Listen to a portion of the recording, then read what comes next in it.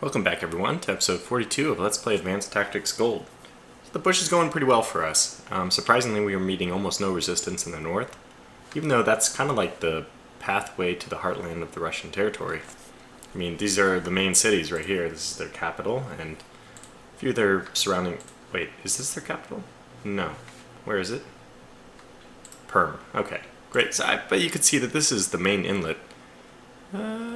You could argue that there's two. This pathway here, and this roadway here. Their capital is pretty well isolated from everything else. I wonder how they're able to deliver supplies and stuff, or maybe that's actually one of the reasons why they're having a supply difficulty. Anyway, so in the north we are just going to push the line, maybe hopefully take Lorient. In the south, it's this big slog trying to get to Beirut. Obviously this is just how things go. With the tighter you clench your fist, the more galaxies will slip through your fingers. I mean, basically, the density of troops is going to become bigger and bigger as we get closer to the capital. It's surprising that the Germans have even kind of left so many forces up here. But, well, there's nothing we can do about that. I mean, it's actually a blessing in disguise since it allows us to move on Beirut a little easier. And you can see that we're not the only ones who have this idea. The Russians are now only 3 hexes away from Cologne, and they're also only 3 hexes away from Beirut. So we really got to get a move on, especially because although we're 2, we're not really because of the river. We're really 1, 2, 3, 4 hexes away from Beirut. From, actually, any kind of serious offensive has to come from both sides of the river. If we only attack from the west side, I highly doubt we'll have any success at all. Okay, well, let's jump into it then. We have the last fringes of the French forces. I think this is the last hex of French territory in the entire game map. So sadly, we'll conquer that this turn and bid the French adieu. Anyway, let's see. What do we want to do in the north? Well, we certainly want to take Lorient. How do we want to do this? Well, I think it's pretty obvious we're going to attack through here.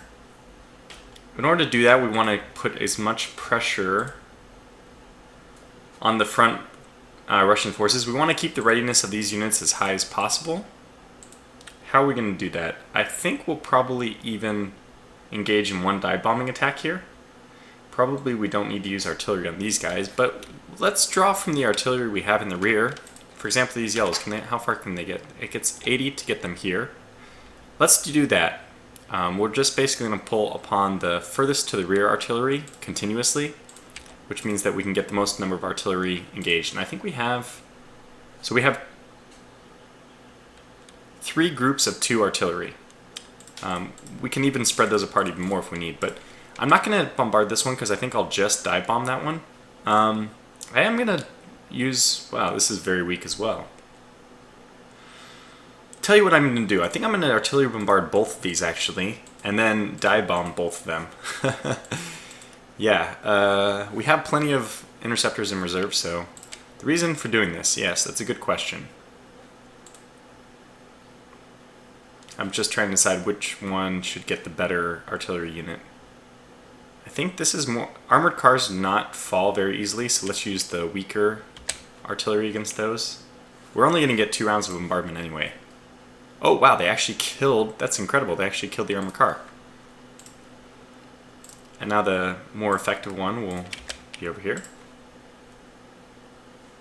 Yeah, so you can see we didn't really do much. If we wanted to, we could follow up both of these artillery bombardments with another one, because our attack stack has only been at 50, because we only used 1 division per. Definitely don't need to here, though. There's like one interesting scenario where I could try to actually eliminate both of these units and any units here or here, which would allow me to move forward without losing zone of control for the first one, which just gives me more action points in order to occupy Lorient. Unfortunately, the condition for this... Yeah, unfortunately the condition for... Unfortunately the condition for this is that if there's not a lot of units here. I was thinking if we attack this unit and it dies, and we don't see the units here, we can just try to move directly into there, but that would mean we actually suffer a surprise attack, which could have pretty negative repercussions. So let's eliminate this unit. I think I might use artillery to do it. Okay, they will have 6 artillery bombardment rounds, and we still have these guys who can probably move here after we eliminate these guys and then bombard here. That's almost certainly what I'm going to do. I think it's probably worth it to spare one more guy on the bombardment here, just on the off chance we get lucky and we kill him. Okay. Let's do it. Come on, come on. Ah, he retreated. Now, we can actually give it another go. We have 3 rounds left. Let's try it one more time. There we go. Good. So we eliminated that unit, and we have 2 rounds of bombardment left. I think what we'll do is actually...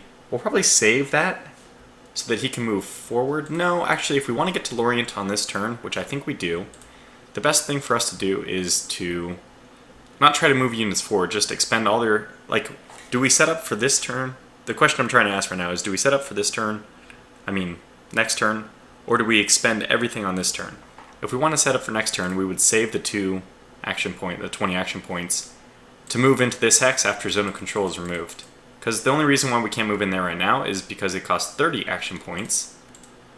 Move here, it says 30. We see, move cost is 30. And that's because of the zone of control. So if we're able to kill this unit, which we should very easily be able to do, we would be able to move it forward. Obviously that's not helping us on this turn, that's just getting it closer so it expends less movement, less of its action points moving next turn compared to bombarding. But like I said, I don't think we really care. If we can get to Lorient this turn, we've accomplished our objective, so we don't need the artillery to be, close and behind. And I'm sure the tanks will be able to hold if we actually get there. So let's use the 20 bombardment here. Okay, good. So I saw the readiness drop a lot. That's good. Now what we're going to have to do is use some dive bombers. I'm hoping they will kill it in one turn. One escaped. Well, that's unfortunate. We'll have to do one more attack, unfortunately, which is gonna, as you can see, their action points drop down to 30 because this is 7 hexes away. So every time we do a dive bombing run, even if it finishes after 1 round, it'll still take 70 of their action points, which is not ideal. In fact, are there any units who can actually attack this guy? Besides my tanks. Obviously my tanks can. I don't think so. It would have been really nice if I had been smart enough to move my red tanks backwards on the last turn, because I didn't do that. We do have 2 here. Are these guys able to get in? No. The furthest they're able to move is exactly over to the crossroads. Now that'll actually cost only 90, but that's as far as they're going to get no matter what. I'm saying it'll cost 90 for them to move there because as soon as we kill this unit, it'll remove zone of control. But 90, it'll still take, because of the territory, change of hands of territory, it'll take 20 for them to move any further. So 90 or 100 doesn't matter. We might as well get them over there, though. Oh, wrong guys. But at the same time, maybe since we can't, they aren't going to be effective on the actual push to Lorient. Well, they are red units, so they belong up there. So yeah, let's do that. Let's just put them over there. We know that that's where they're going to go, so it's pointless not to move them there. I can plan around that now. Yeah, well, it's disappointing, but I guess we'll have to use another dive bomber. It's the lowest one, the 190. Hopefully this guy kills him. Good. Alright, now the problem is, when we're going to move forward here, it'll only cost 20. We will actually want to try to do this in a way which they both move forward at the same time. I don't suppose there's a way of doing that. Because it'll cost 20 action points, but it'll actually cost... well, let's just move the one with the higher combat strength in first, because we don't see the zone of control, so it doesn't affect us, which is kind of a cheat. But if we move here, it'll cost 20. So we see this one down to 80, but now we see that there's enemies there. So moving in there now is going to cost 30. It's obvious that the enemies were going to be in there. It's right outside of Lorient, suburban. I was expecting enemies here probably too, but since tanks have such low scouting, I knew I wasn't going to be able to see it until we got next to it. So unfortunately, this unit is going to actually have to deal with 10 extra action points to move there. Unless, actually, what we could do is bombard that unit. So now it only costs 20 to move in here. That's good. We could move both of these forward, though. And we could just do our bombardment here. Now, the one I just moved in is 40. The other two are 60. No matter what, I think it's going to cost 30 to move in there, which means they'll only get one round of bombardment in. But I think it's probably worth it. Let's use a 60 and a 40, so pretty strong units, and save 160 for bombing Lorient, which will give us 4 rounds against Lorient. So let's do all, and then deselect one of the units with probably the lowest combat readiness, since it won't be as effective. So let's deselect those and get these two to get 4 and 6 rounds respectively. So 4 rounds, 6 rounds. Alright, this is a lot of dive bomber material, and we now lowered their readiness, and more importantly, I think, their entrenchment. That should help with the dive bombers. So let's start going to town. We have the 194 and the 198. I'm going to send them both in right away. We already know what's going to happen. Oh, actually, let's not do that, because let's just get the 198 to send in, because we might need to do mop-up with the other one. So let's do it this way. Yeah, I think we'll send the other one in and it'll be a mop-up. So a lot of these retreating units are going to be back as defenders for the mop-up round. But we want to kill as many of them as possible. Okay, let's get one more round in then. Okay, and this is going to expend all of Orleans Airport.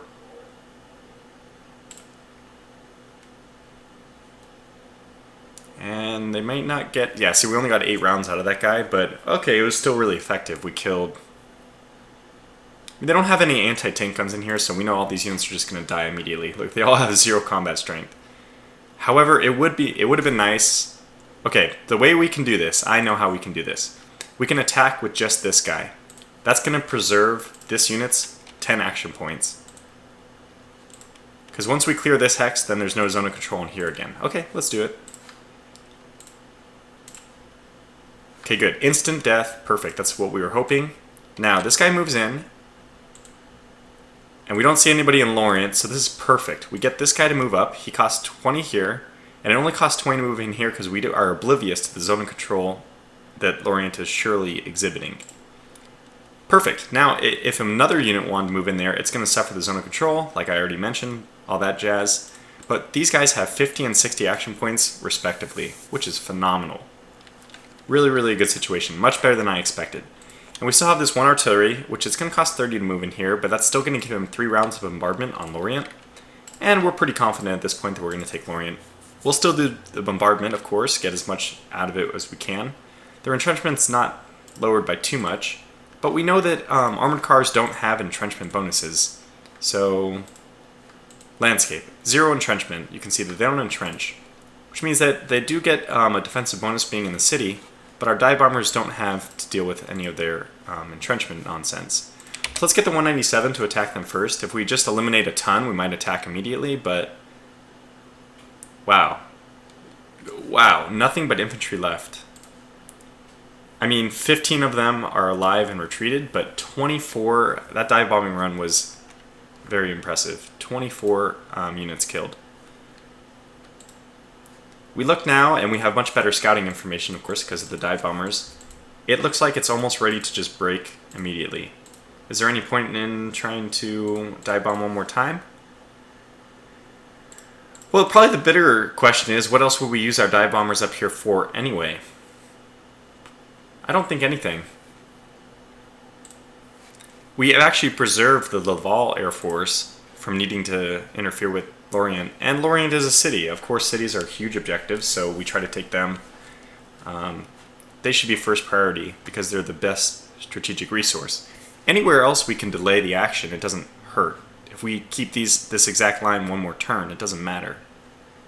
But taking Lorient one turn earlier is going to help us have that many more political points generating over time. So, yeah, I think we do the bombardment one more time just to make sure. I mean, actually, it might really, really be overkill. Yeah, I think it is. What we'll do to kind of test the waters is I will attack with my 50 action point 232.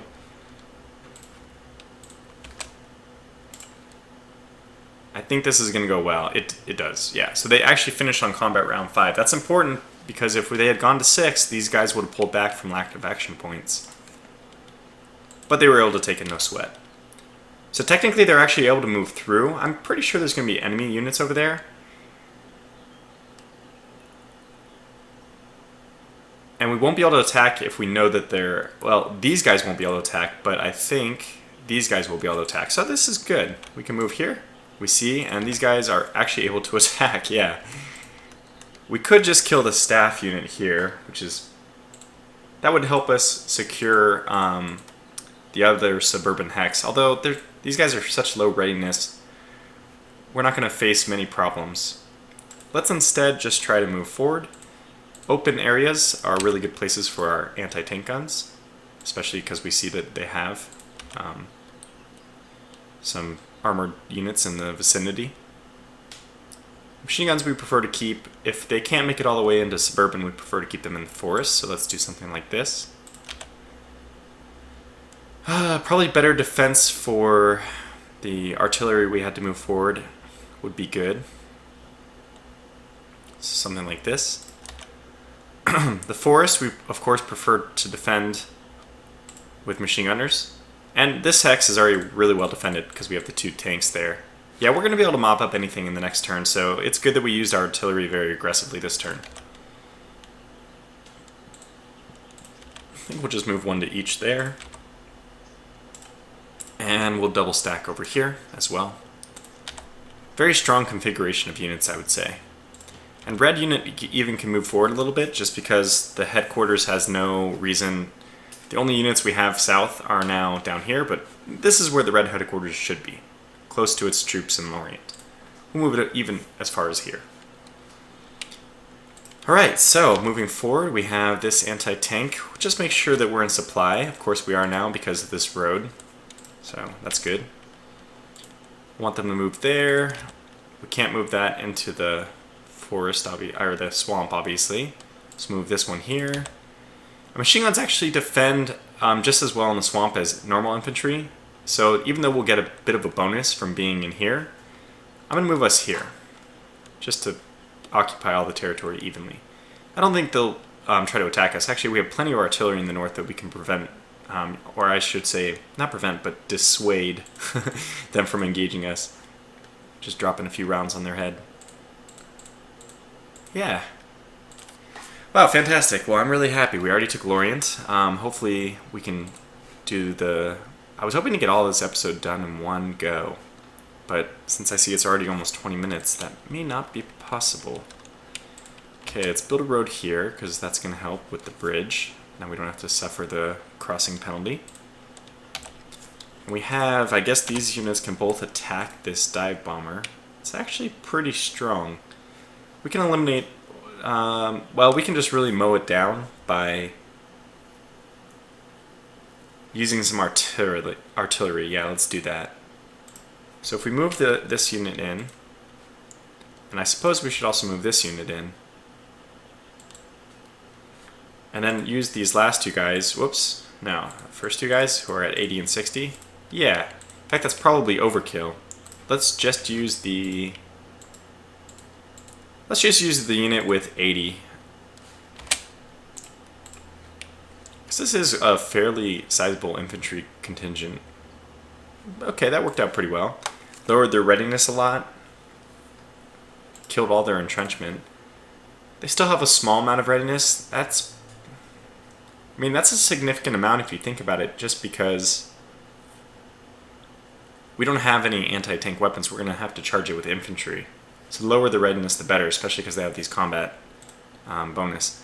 Although we do have 1 dive bomber who hasn't acted. Probably it's best to act against this guy. Ideally, we'll be able to move... I think we can try to get artillery down here and bombard it first. Okay, yeah, let's do that. So, excuse me. Let's see. This cost 80. That's going to be as much as he can move no matter what. Let's move this guy into the hills. Infantry into the forest. Okay, we have better scouting now. That doesn't really matter though. We can't get... that's frustrating that we can't get far enough to do anything with the armor that we have. So it costs 40 to move into the forest, or 20, 40, 50, yeah. So it costs 40, and then this costs 30 because enemy zone of control, and previously was enemy territory. Okay, well. We can get that down to 60 if we eliminate this guy first, but the whole point was trying to get him here so we could attack that guy, so a bit of a moot point. Let's move these guys up. This is going to cost 80.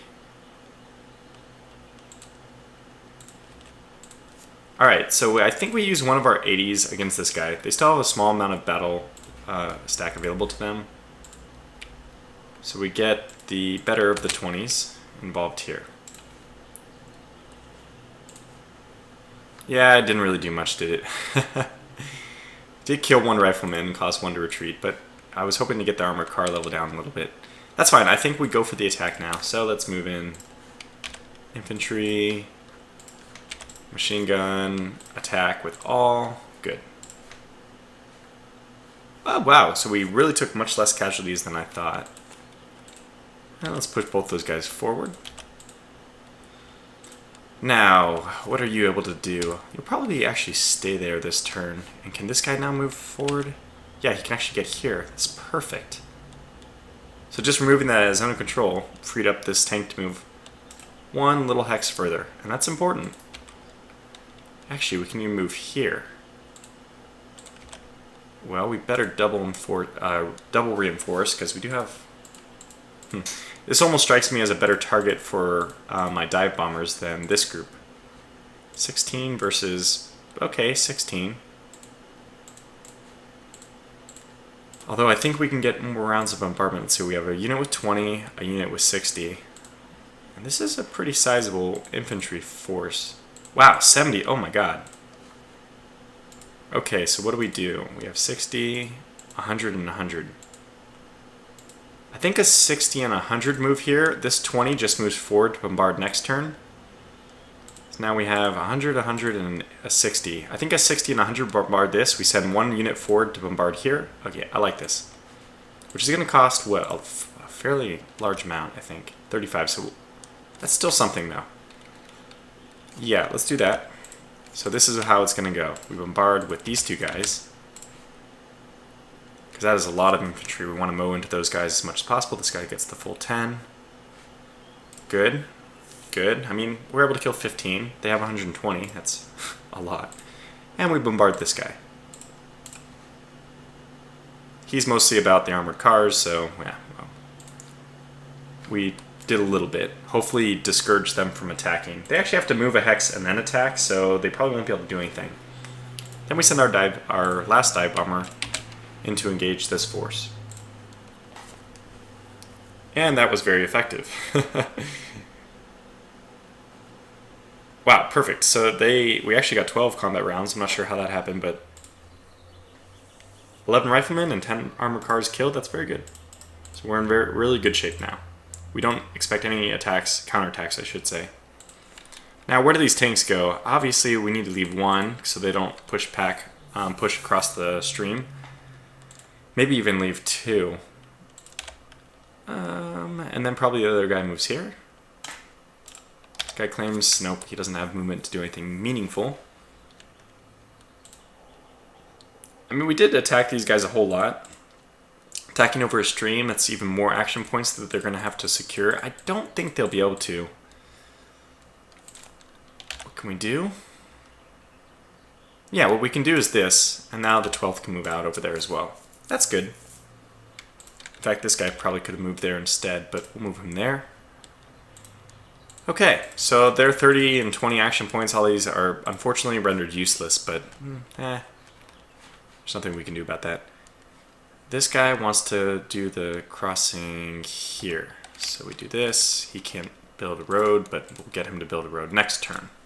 So we can start connecting Lorient this way as well. Just keep our lines very mobile. Good. Well, that's 25 minutes. I guess I'm going to have to break this into two parts again. the north, south, and then the south part in the next episode. I kind of favor these shorter episodes, and I'll try to do the next one, but just very quickly, and then keep it around 20 minutes. So it's basically the same as one 40-minute episode, just broken up. And then I won't repeat my overview in the next episode, so we save a little time. All right, well, thanks for watching, and I'll see you in the next episode. If I can figure out